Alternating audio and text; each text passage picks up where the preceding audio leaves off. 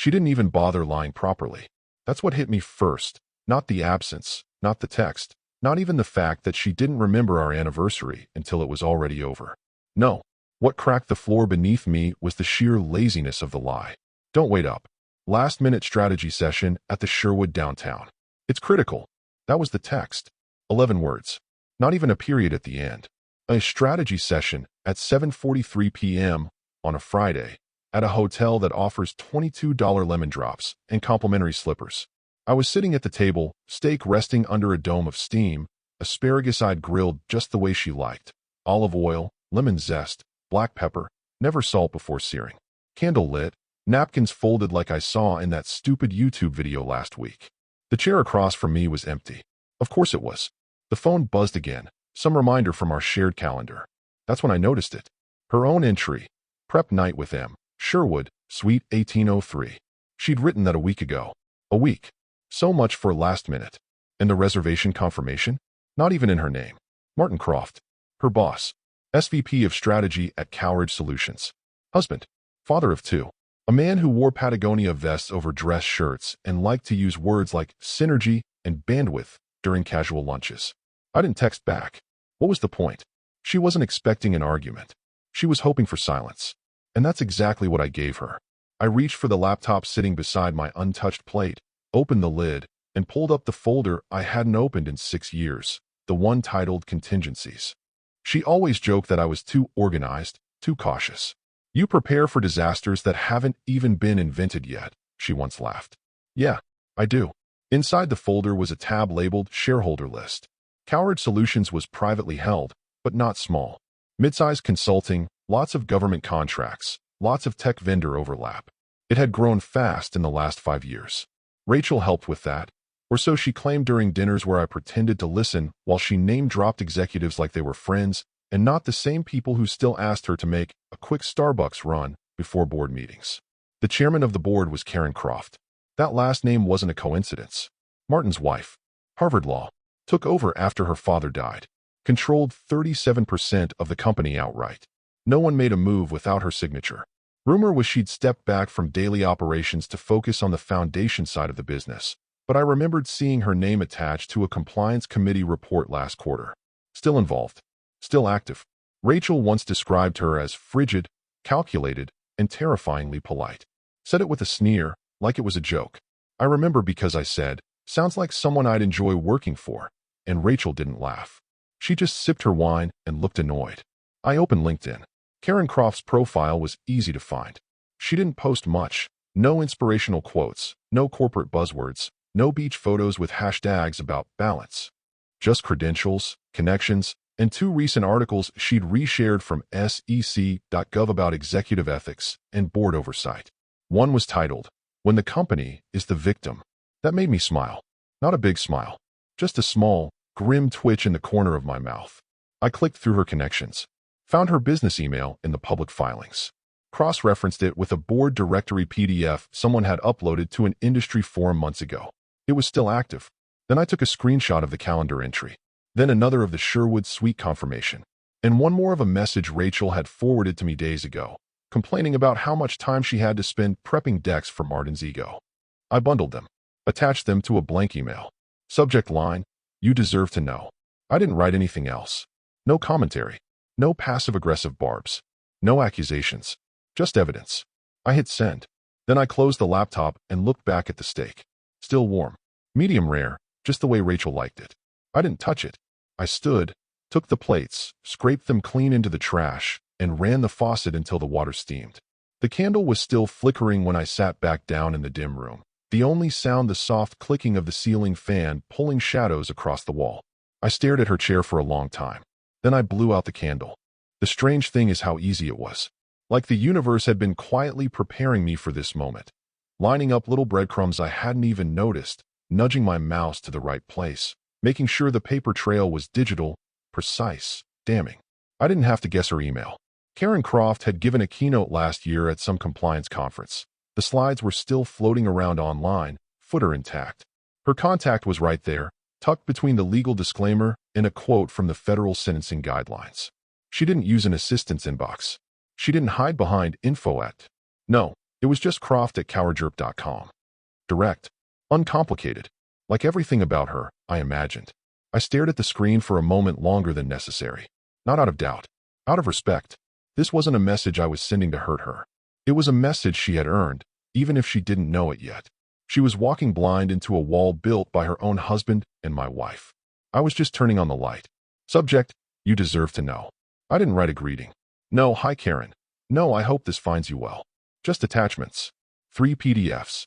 Each with a title so blunt they didn't need explanation. Rachel_Sweet 1803.pdf. Screenshot of the Sherwood booking from the shared calendar, complete with her profile photo in the top corner, smiling like a fool. Martin_ confirmation.pdf. A copy of the hotel reservation itself, forwarded to our joint Gmail weeks ago by accident. The kind of mistake Rachel made when she forgot which inbox she was logged into. FW_Rachel_working late with Martin.pdf.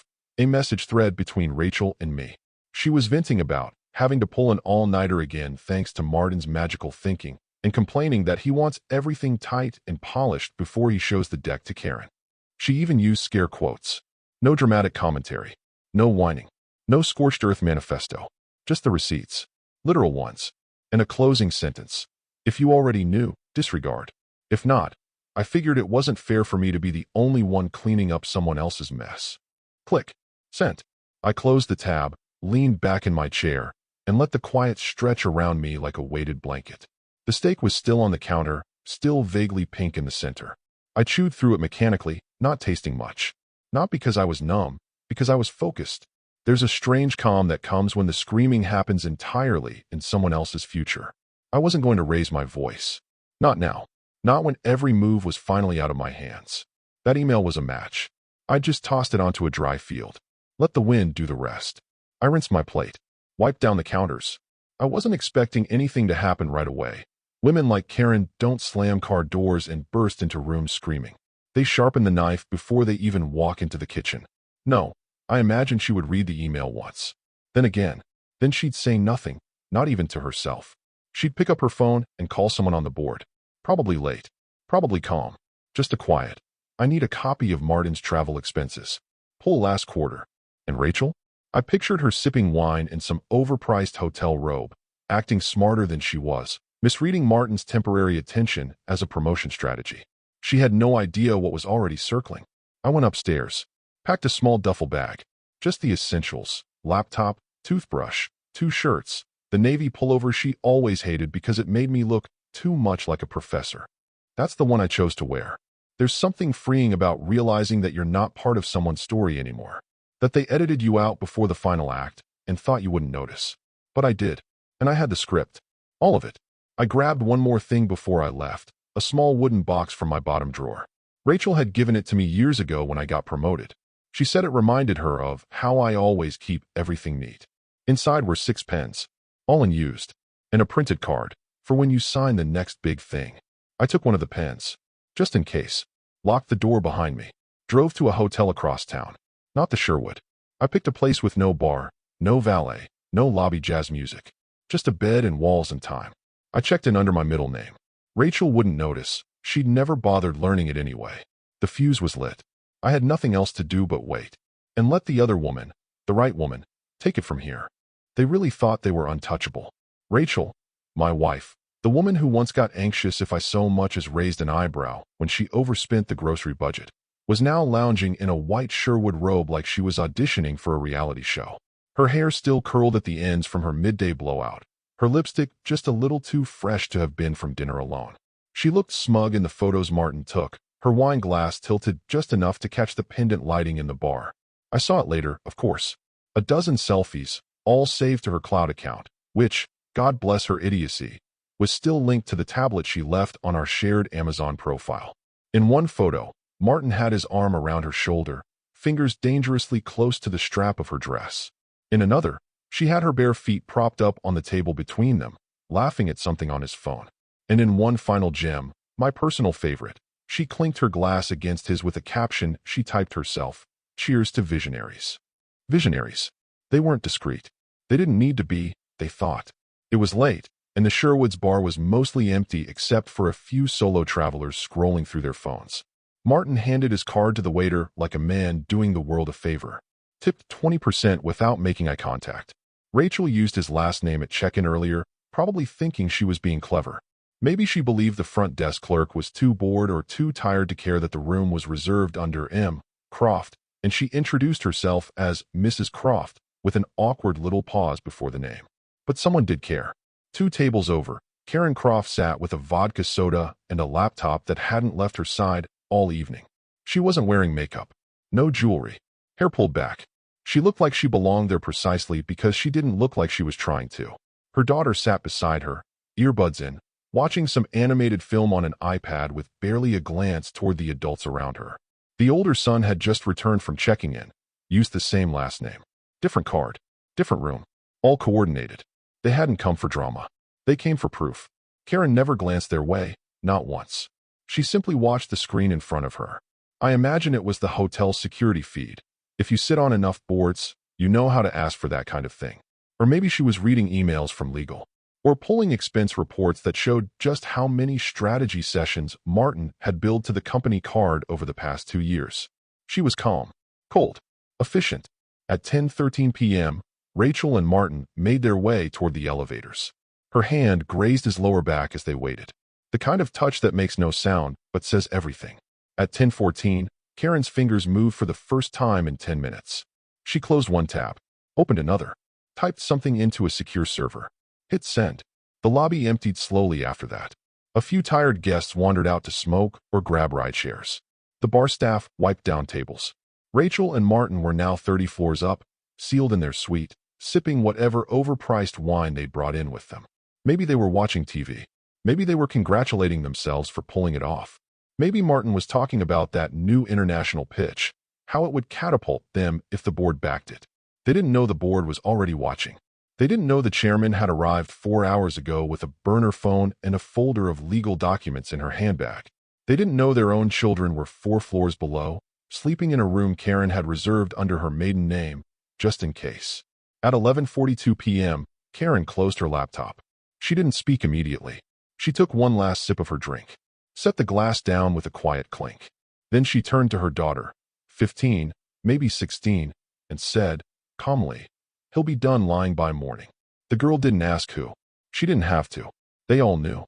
Karen stood, adjusted the strap of her bag, and walked to the elevators. She didn't look up at the chandelier. She didn't glance toward the bar. She just disappeared into the elevator shaft like smoke vanishing into a vent, silent, total, and unmistakably final. Some people crash through doors. Others rewrite the locks. And that night, without raising her voice, Karen Croft made sure that when the sun rose, her husband and my wife would wake up in a room that didn't belong to either of them anymore. At 8:03 a.m., the elevator doors sighed open like they always do, quietly, predictably, without ceremony. Rachel stepped out first, still mid-laugh, her voice trailing behind her like perfume. She had her trench coat folded over one arm, coffee in the other, heels clicking confidently across the marble, as if the hotel lobby were just another runway designed to showcase her new sense of elevated self. Her hair was freshly washed, damp at the ends, and she wore that too bright lipstick she only used when she wanted to feel younger than her regrets. Martin followed. His eyes were bloodshot from too much wine and too little sleep. The man looked like a divorce lawyer's daydream. Creased shirt, loose belt, an aura of overconfidence barely hanging on. He carried nothing, not even his dignity. They were halfway to the front desk when he saw her. Karen. She was standing across the lobby, beside a marble column like a portrait come to life. Not pacing, not fuming, just standing, waiting, and flanked on either side, 2 teenagers. Their kids. The daughter clutched a paper cup and looked at the floor. The son stared directly at his father. No expression, just ice. Rachel stopped. Her smile faltered. She turned to Martin and whispered something, probably, "Is that?" But he didn't answer. Because Martin's face had gone gray. Not white. Not red. Gray. His mouth opened. "Karen." She raised one hand, just enough to silence him. "Keys." That's all she said. No screaming. No slapping.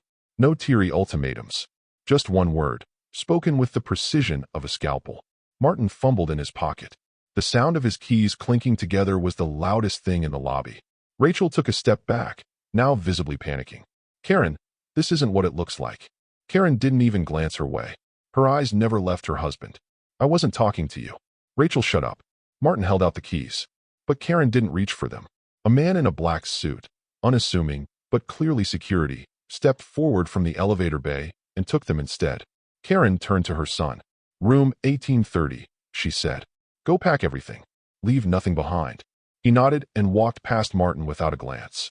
Their daughter followed, eyes still down. Rachel looked like she'd just been shoved into traffic. Karen, please. Karen finally turned her head. Her gaze landed on Rachel like a ledger closing. You'll be contacted by HR by noon, she said flatly. I suggest you clear your schedule. Martin tried again, voice cracking. Can we at least talk? Karen tilted her head. You've been doing plenty of talking, Martin. Just not to me. He had nothing. Not a defense. Not even a pathetic excuse. Just sagging shoulders and the sudden realization that he was no longer the one holding the room key, or the title, or the benefit of the doubt. Karen looked back to Rachel. I assume you drove separately? Rachel stammered. I took a lift. Good. I wouldn't want you near my children. Rachel flushed crimson. Her mouth opened again, but Karen was already turning, walking away. Not a scene. Not a scandal. Just silence, precision, and brutal hierarchy. Behind them, the front desk clerk had frozen mid-keystroke. A bellhop stood motionless with a luggage cart, eyes wide. And Martin, poor, brilliant, short-sighted Martin, stood alone in the middle of the lobby, keys gone, job gone, and the very real sense that the world was about to get very, very small. Rachel reached for his arm. He pulled away. That was the final touch. Not a scream, not a slap, just rejection. From him. As if she were the liability now. They didn't speak. They just stood there in the echo of what used to be power. Karen didn't look back. She didn't need to. She'd already won. Quietly. Surgically. Publicly. And every single person in that lobby knew it. Martin's first clue that the world had shifted beneath him came in the form of a polite little error message. At 9:17 a.m., he stood at his kitchen counter, still wearing the shirt from the night before, trying to log into the company server. He had a media prep call scheduled with 2 junior consultants, and a calendar full of action items that required him to pretend he hadn't just committed career suicide in a downtown hotel suite. But the login page blinked twice and spat out a message he hadn't seen before. Access restricted. Invalid credentials. Contact IT. He tried again. Then on his phone. Then with his VPN. Same message. His heart didn't race. Not yet. He told himself it was a glitch, maybe a server patch. He even tried laughing as he sent a text to the IT manager. Hey, think I got locked out again. Can you check? No reply. At 9:29 a.m., he called the office. Got voicemail. At 9:34, he tried calling Karen. Straight to voicemail. At 9:41, he checked LinkedIn. Just habit, really, and saw nothing out of the ordinary, except one odd little ripple. Coleridge's official page had posted a quote from the chairman. Strong companies are built on trust. Everything else is noise. No context. No hashtags. No link. Just that. Martin stared at it for a long moment. Then his hands began to sweat. At 10:02 a.m., in a co-working space on the other side of the city, Rachel was about to step into a client call when her phone buzzed with a message from her team lead. Postpone all meetings. HR will contact you. That was it. No smiley face. No context. She stared at it, rereading it twice, 3 times, as if new words might magically appear. 10 minutes later, the Google Calendar entries began disappearing in front of her eyes. Block after block turned gray, then blank. She tried calling her manager. No answer. She opened her email. Nothing new. Then, at 11:30 a.m., the subject line appeared. Violation of ethics clause. Preliminary notice. The sender? Lisa Chung, HR director. CC'd? Her manager, Karen Croft, and the company's general counsel. Rachel didn't even open it right away. She just sat there, staring at the bold text like it might evaporate if she blinked hard enough. When she finally clicked, it was somehow worse than she imagined. No warmth. No ambiguity. We are conducting a preliminary investigation into the use of company resources for non-business activities, including but not limited to undisclosed relationships with supervisors, misuse of travel expenditures, and potential conflicts of interest. Please be advised you are not to delete, forward, or otherwise alter any digital records, messages, or documents related to this matter. You are on administrative leave effective immediately. Her hands trembled on the mouse. Across town, Martin was on his 5th attempt to reach someone, anyone, at the office when his doorbell rang. It was a courier. A sealed envelope. Inside, a formal notice from the board of directors, citing extraordinary circumstances and invoking Clause 12.4 of the leadership contract. Translation: emergency session requested. No agenda attached. Just a signature line. Karen's. He read it twice, the heat draining from his face. This wasn't damage control. This wasn't HR cleanup. This was eradication. Back at her shared workspace, Rachel had moved to the stairwell, trying to steady her breathing. She dialed Martin. Voicemail. She texted, "Have you heard from legal?" No reply. 10 minutes later, "They froze my card." "Did they do that to you?" Still nothing. Then, finally, at 11:52, she got a reply. "Don't text me." 3 words. Cold. Final. No signature. She stood there, phone pressed to her palm like it might bite her. The walls were closing in. Not metaphorically, literally. The company had frozen her access. IT had disabled her credentials. The card she used for client lunches and reimbursable expenses was declined when she tried to pre-order an Uber back home. And at that exact moment, at 12 p.m. on the dot, every member of Coleridge's board received a digital packet. Inside, screenshots, calendar entries, expense reports, room bookings, a detailed timeline of events. The subject line read, "Chairman request, emergency board review, immediate action recommended." Karen didn't send it from her usual address. It came from her compliance mailbox. No flair, no commentary, just fire. The fuse was no longer lit. It was burning, and nothing could stop it now. The memo dropped at 1:07 p.m. Not a whisper, not a hallway rumor, not some cryptic email buried in euphemisms. It was bolded, branded, and pinned to every team Slack channel and inbox across the company. Subject: Executive Leadership Review and Transition Period Announcement. The message was short. No flourishes. Just bullet points.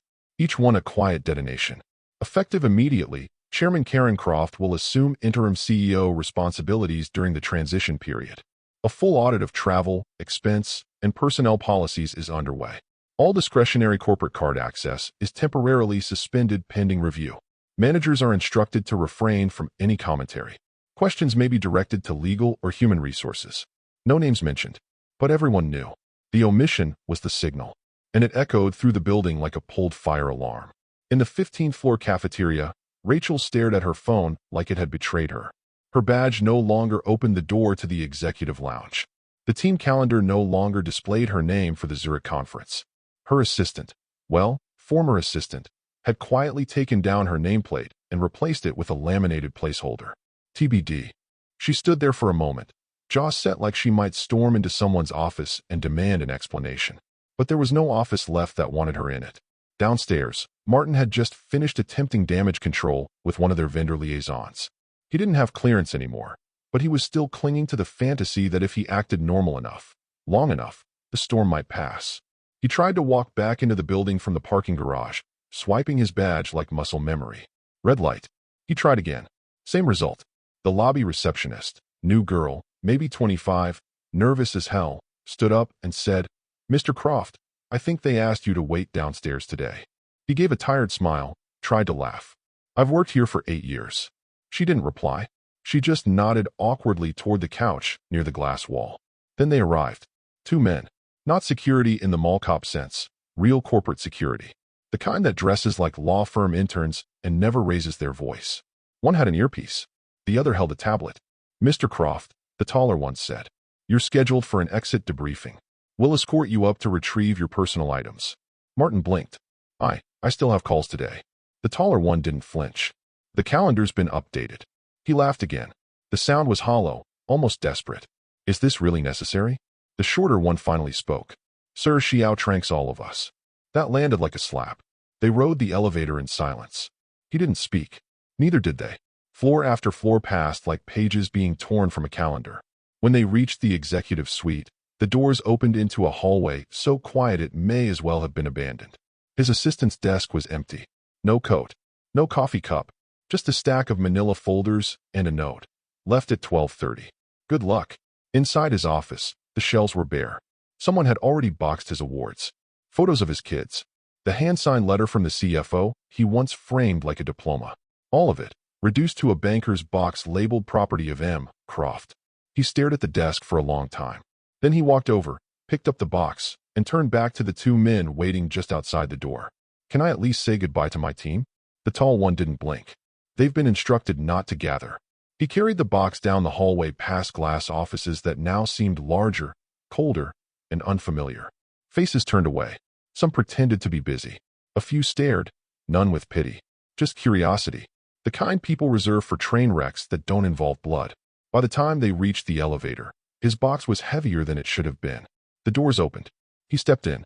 They did not follow. Just before the doors slid shut, Martin turned back and caught sight of a final detail. Karen's new nameplate. It hadn't been there this morning. Now it was etched in brushed steel and mounted dead center outside the CEO's office. No title, just her name. As if to say, no one else is needed. The doors closed. Outside, Rachel sat in her car, gripping the wheel with white knuckles. She hadn't started the engine. Her phone sat on the passenger seat. She kept expecting it to buzz. A call from Martin. From legal. From someone. Nothing. The silence stretched long and thick. She looked down and noticed something odd. Her Cowridge corporate ID badge, clipped to her purse, like always, was missing its RFID chip. Peeled off. Deliberately. She hadn't even noticed it happen. The system had. And now, it had erased her. Rachel walked into the house like a woman expecting a fight. Shoulders tight, jaw set. Her heels clicked against the tile like punctuation marks in a speech she hadn't rehearsed. The front door swung closed behind her with a finality that made her flinch. But the silence that followed was worse. No dog barking. No ESPN hum from the living room. No faint scent of coffee lingering in the air. Just stillness. She stood in the foyer for a beat too long, letting her eyes adjust to the dim light. Outside, the sun was high and cruel. Inside, the blinds were drawn. A faint layer of dust clung to the console table near the door, the one he always wiped down without being asked. Her suitcase handle creaked as she wheeled it past the entryway, through the hallway, and toward the kitchen. She hadn't even realized she'd packed it herself at the Sherwood that morning. Half asleep, half dazed, she'd thrown things into it between Martin's panicked phone calls and her own unraveling calendar. The kitchen was clean.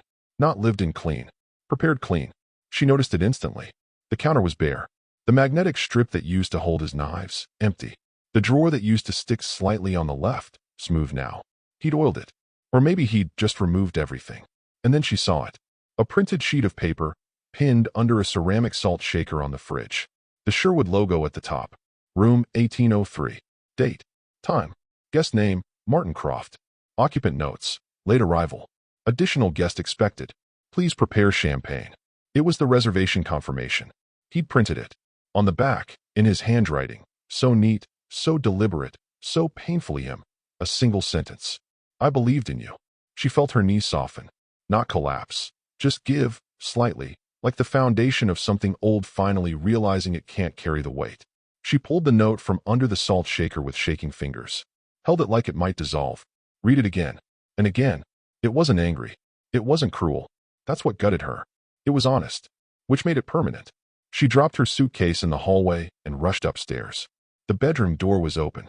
Too open. Like it had been left that way on purpose. The closet was gutted. Not in a messy, dramatic way. He'd packed carefully. Hangers were spaced evenly. The row of ties he'd always kept sorted by color was gone, but the hooks remained. His cologne, the one she used to tease him for overusing, was missing from the dresser. The drawer where he kept his watch and ring, empty. Not even dust. She opened the nightstand drawer and found only one thing. A photo. It was from their 10th anniversary. They were both smiling, holding glasses of red wine. She looked younger. He looked the same. Steady. Present. She'd forgotten this photo existed. She sat on the edge of the bed and stared at it. For how long, she didn't know. Eventually, she went to the bathroom. His toothbrush, gone. Razor, gone.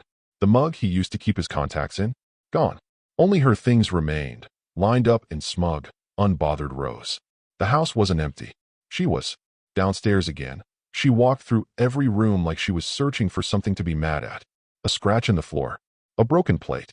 A drawer left ajar. There was nothing. No damage. No explosion. Just absence. The keys were on the counter. Not tossed. Not hidden. Placed. Next to them, a small envelope. Her name on it. Inside, a USB drive. She plugged it into her laptop. A folder opened. For records.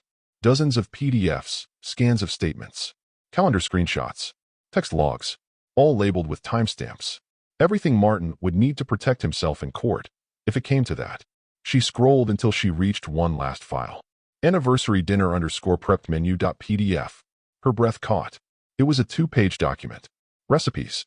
Notes. A shopping list. At the top. 20th, her favorite night.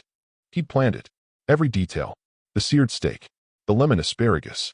The bottle of the Bordeaux they'd shared on their honeymoon. There was even a sticky note scanned in, labeled, "Set playlist to track 4, still yours." She closed the laptop.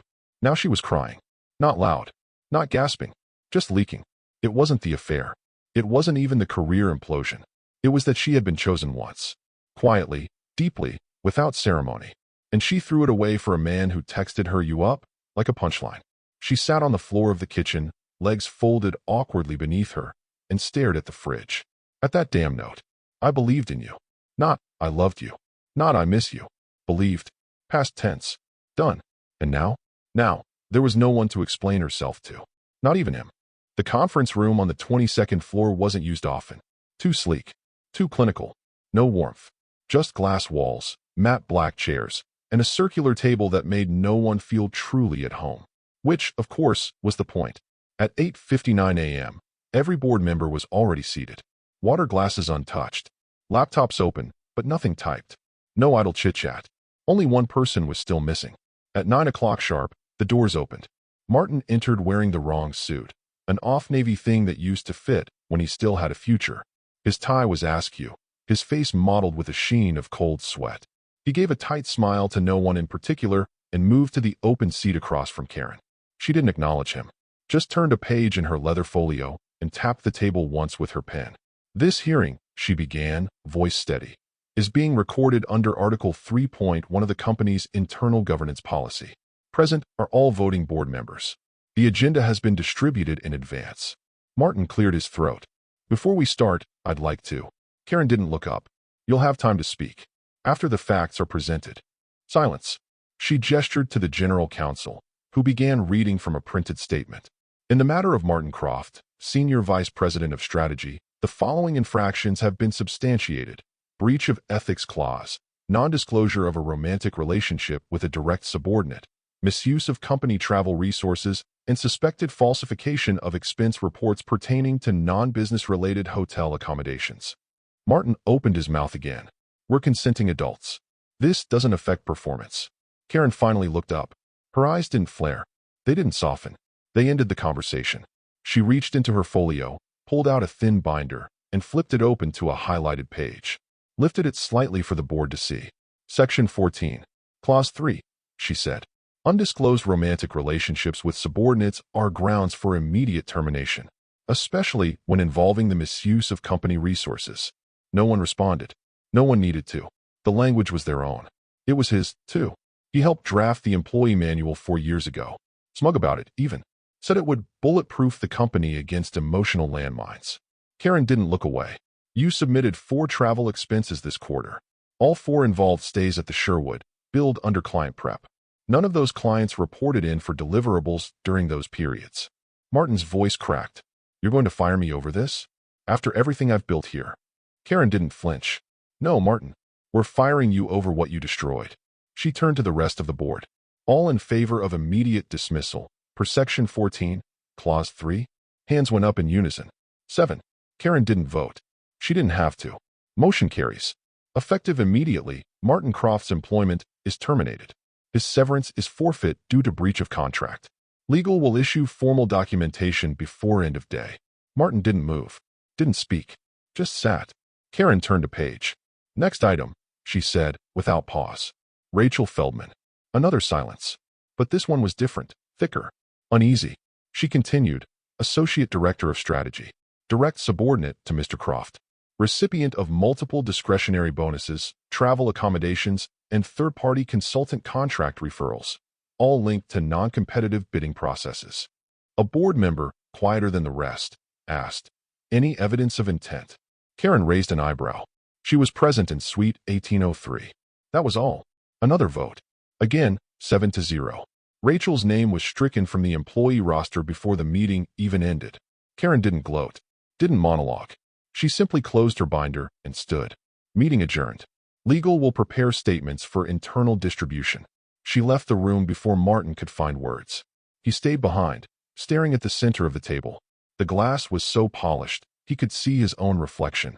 It didn't look like him. It looked like someone who thought rules were optional, power was permanent, and secrets were safe. But in that room, in that seat, there were no secrets left. Only consequences. And not a single person had raised their voice. The envelope was hand-delivered. No knock. No buzz. Just a thud as it slid through the brass mail slot in the front door. Rachel didn't rush to open it. She saw the envelope on the tile from the kitchen and froze, coffee cup halfway to her lips. The return address was familiar. Winters and Holt LLP, a boutique firm they had toured once together years ago, when they were just being cautious. Back then, it was theoretical, a technicality, a footnote in a long, predictable life. Now, it was a scalpel. She stared at the envelope for a full minute before walking over and picking it up. It was heavy, too heavy for just papers. The weight made her palms sweat. She opened it at the counter. Neatly stacked documents. Crisp, expensive paper. Each section separated by colored tabs. Petition, asset schedule, addenda. And near the top, irreconcilable differences. That phrase again. So sterile, so tidy. But it was the packet at the back that broke her. A glossy black binder clip held together several color-printed receipts. Sherwood Hotel, Renaissance Suites, one oddly overpriced bistro in the Arts District she remembered mocking just 2 weeks prior. Each receipt had a title, date, time, and cost. Each was labeled in neat, typed font. Strategy Session 1. Strategy Session 2. Strategy Session 3. And so on. There were 8 in total. At the very back, another note, just one line, handwritten, in his distinct lettering. Thank you for your consistency. She stumbled back a step, as if the countertop had lurched forward. He hadn't made a claim on her savings. He hadn't asked for spousal support. Not even half the house. Just what the prenup allowed. No more. No less. It was worse than fury. It was precision. And then she saw the sticky note attached to the signature page. A different handwriting this time. Sharper. Angular. Karen, we'll be reviewing your involvement in our vendor contract renewals as well. Please preserve all communications. Rachel's knees nearly buckled. That was the part that finally drove it home. This wasn't over. This wasn't just about a marriage or an affair or some half-baked romance at the Sherwood. This was systemic. A full-scale audit of everything she'd touched in the last 2 years. Every deal she thought she'd gotten away with. Every expedited approval she thought no one noticed. Every time she'd said, Martin said it was fine, and forwarded the invoice. They were pulling the thread, and it was her thread. She called Martin. Straight to voicemail. She texted, have you received anything yet? No reply. 10 minutes later, Karen sent me a note. She's coming after everything. Still nothing. She thought about calling Karen directly. Just asking. Begging maybe. But then what? What could she say? That she was sorry? That it wasn't really about climbing the ladder, just losing herself? That she missed the man who used to hum while folding laundry? The man who used to write down the names of every flower in her birthday bouquets so he could get the same ones next year? The man who had now reduced her entire career, marriage, and lies into a series of tabs and footnotes, and made it stick? She sat down at the kitchen table, the same one where she once laughed about how paranoid he was with documents. The same table where he used to lay out his receipts in tidy rows after business trips. She used to tease him for it. Now she understood. Across the room, the fridge still had the salt shaker sitting where it had been the day she came home to nothing. She hadn't moved it. Couldn't. She picked up a pen to sign the documents, then paused.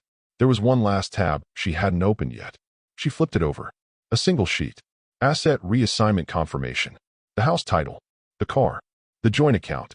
All already transferred to him. No court. No discussion. Just procedure. Done. He hadn't waited for her to agree. Because he didn't need to. It was already over before the papers arrived. And now, she finally understood the full scale of what she'd dismantled. Not just a marriage or a job or a weekend of bad choices. She had burned the entire system that quietly held her up for 2 decades. And now it was gone. All that remained was paper. Signed. Sealed. Filed. It was almost exactly 1 month to the day. Rachel hadn't been sleeping much. Mornings blurred into afternoons. Nights stretched long and thin, lit by the pale glow of her laptop and the empty comfort of muted television. She hadn't left the house in 3 days.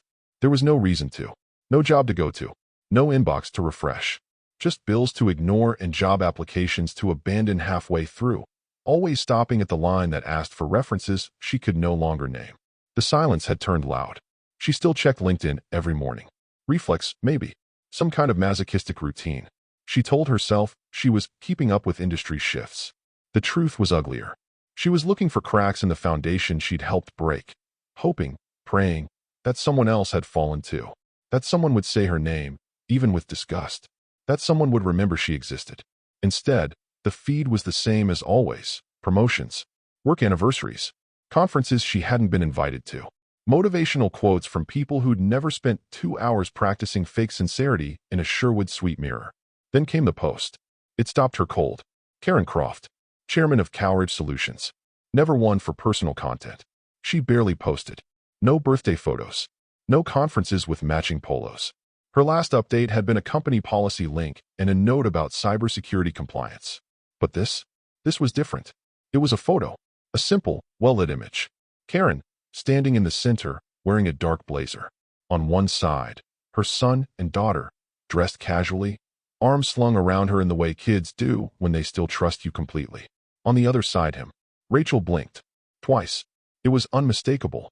Her ex-husband, standing beside Karen, not awkwardly, not like an outsider. He wasn't a guest in the frame. He belonged in it. He stood straight, calm, his expression steady, not smug, not triumphant, resolved. His hand rested gently on the daughter's shoulder. The son was smiling. And then the caption, "Strong partnerships are built on truth. Thank you for standing with us when it mattered." Nothing else. No tags. No hashtags. No location. It didn't need more. Rachel stared at the image until her eyes began to sting. Her hand hovered over the mouse, uncertain whether to scroll down or close the window. She didn't know what would be worse, seeing the comments full of praise, or seeing no one question it at all. Just acceptance. Just silence. Just life continuing. Without her. Her hand finally dropped to her lap. She sat back in the chair, laptop screen still glowing. The room around her was dim. The same candle sat on the counter, half-burned, dusty. She hadn't touched it since that night. Couldn't. There were still 2 moving boxes by the stairs labeled Martin Office. She hadn't unpacked them. They didn't belong to her. But he hadn't taken them either. Maybe he knew she couldn't throw them out. Or maybe he didn't care anymore. She wondered what had happened in that month she couldn't see. Had Karen offered him a role? As what, advisor? Consultant? Partner? Was that what the post meant? Or maybe it was just a message. Not to the world. To her. He chose. He didn't just survive the fallout. He realigned. He landed on his feet. Calmly, quietly, with the people who mattered. And not with the woman who'd spent 20 years imagining herself irreplaceable. Rachel closed the laptop. Stood slowly. Walked to the kitchen. She didn't cry. There was nothing left to expel. No anger. No denial. Just the dull throb of having been erased from a story that had once been hers. She looked around the house. The quiet felt permanent now. Not like a pause. Like a verdict. The man was gone. The company was gone. The reputation was gone. The future? Rewritten. By someone else's hand.